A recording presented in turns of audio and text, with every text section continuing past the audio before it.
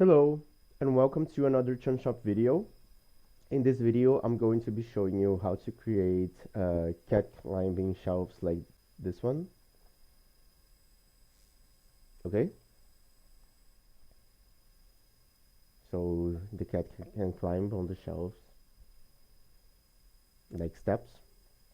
So first thing, we're going to come here on File as always and start a new project. Then we have our default room. First thing, the dimensions. So for the first one, 1500, then 250 of height and 250 of depth. Then we drag and drop. We're going to remove the baseboard. Okay. And now at the distance to the wall, we're going to put 500.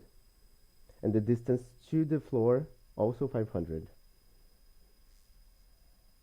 Okay, we're going to go on the settings of the cabinet and we're going to remove the back panel and the right panel.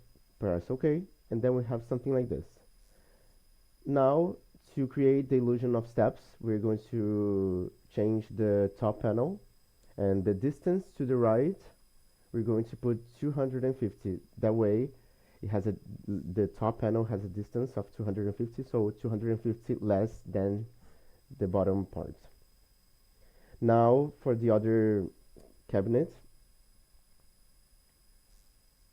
oh, I'm sorry, we put the dimension wrong. It's 1000 of width. The other dimensions are the same, so we just drag and drop it there. And now we're going to do the same, so we're going to remove the back panel and the right panel. Press OK.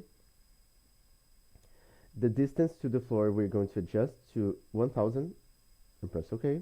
And then the top panel, again, we're going to put a distance of 250 from the rest.